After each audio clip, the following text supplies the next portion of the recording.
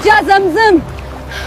और इसी तरह इसका नाम जमजम रखा गया। हजरत हाजरा अलैहिस्सलाम अपने बच्चे को पानी पिलाने लगी और तभी परिंदे इनके आसपास जमा हो गए। कुछ टाइम बाद एक कबीला जिसका नाम जरिम था वो भी पानी को देखकर इनके पास आ गया और इस पानी के अराउंड रहना शुरू कर दिया और यहीं से मक्का शहर का आगाज हुआ और हजरत इब्राहिम अलैहिस्सलाम भी इनके पास वापस आ गए। लेकिन इस वक्त तक मक्का में काबा के कुछ आसार बाकी थे। वही काबा जिसे सबसे पहले हजरत आदम अलैहिस्सलाम ने बनाया था, लेकिन इसकी दीवारें गिर चुकी थी और सिर्फ बुनियाद बाकी थी। हजरत इब्राहिम अलैहिस्सलाम ने अपने बेटे इस्माइल अलैहिस्सलाम के साथ अल्लाह के कहने पर काबा की दीवारें खड़ी की और इन दीवारों को काफी मजबूती से बनाया। और जब ये काबा बन गया तो हजरत इब्राहिम अलैहिस्सलाम इसके सामने एक पत्थर पर खड़े हुए और इसे देखने लगे, लेकिन तभी अल्लाह ने इस पत्थर को नरम कर दिया और हजरत इब्राहिम अलैहिस्सलाम के पैरों के निशान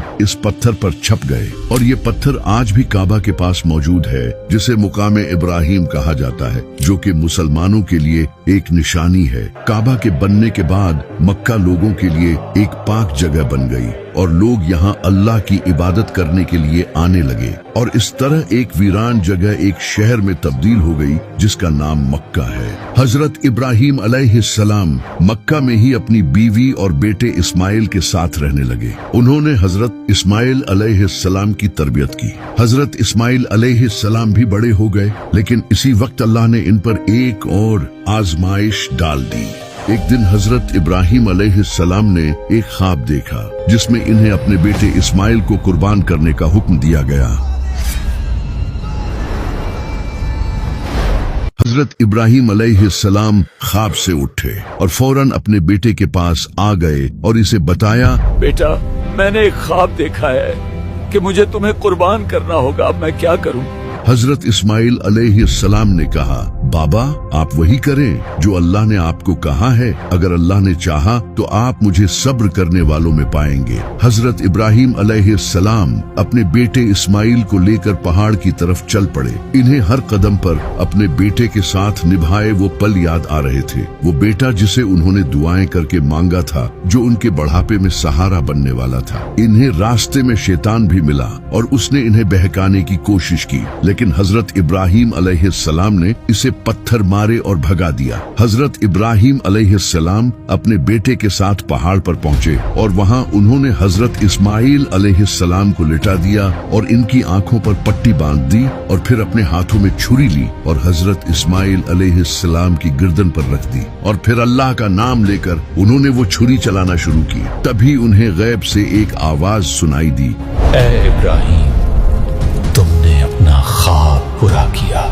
उन्होंने देखा तो उनके सामने एक दुम्बा ज़िबा पड़ा था और हजरत इस्माइल अलैहिस्सलाम को कुछ भी नहीं हुआ था। ये एक बहुत बड़ी कुर्बानी थी जो हजरत इब्राहिम अलैहिस्सलाम ने दी थी, जिसे हर साल मुसलमान याद करते हैं। हजरत इब्राहिम अलैहिस्सलाम की इस कुर्बानी के बाद अल्लाह ने इन्हें एक और बेटा अता किया जो इनकी पहली बीवी सैयदा सारा अलैहिस्सलाम के यहाँ हुआ, जिसका नाम इसहाक रखा गया, जो कि फिलिस्तीन में पैदा हुए, जबकि इनके दूसरे बेटे इस्माइल मक्का में थे। हजरत इब्राहिम अलैहिस्सलाम इनके पास अक्सर मक्का जाया करते थे, लेकिन फिर कुछ टाइम बाद इनकी बीवी सैयदा सारा अलैहिस्सलाम की वफात हो गई और इसके कुछ टाइम बाद हजरत इब्राहिम अलैहिस्सलाम भी वफात पा गए। लेकिन आखिर नमरूद का क्या हुआ? वो इंसान जो हजरत इब्राहिम अलैहिस्सलाम के खुदा का मजाक बनाया करता था और कहता था कि मैं जिंदगी और मौत देने वाला हूँ। जब नमरूद ने हजरत इब्राहिम अलैहिस्सलाम को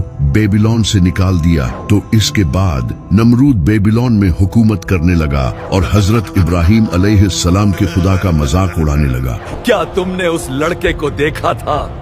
कहता था, मेरा रब जिंदगी और मौत देता है। इसका ये गरूर बढ़ता ही चला गया तो अल्लाह ने इसका ये गरूर एक मच्छर से खत्म किया। एक दिन एक मच्छर नमरूद की नाक के रास्ते इसके दिमाग में चला गया, जिसके बाद नमरूद के सर में शदीद दर्द होने लगा। ऐसा इंसान जो कहता था कि मौत मेरे हाथ में है, वो अब एक मच्छर से परेशान था। नमरूद अपने नौकरों से कहता कि मेरे सर में हथौड़े मारो, लेकिन कुछ देर बाद वो दर्द फिर से शुरू हो जाता। ये सब तकरीबन 40 साल तक यूं ही चलता रहा और फिर एक दिन इसी मच्छर ने नमरूद को मार दिया और अल्लाह ने इस तरह इसका खात्मा किया।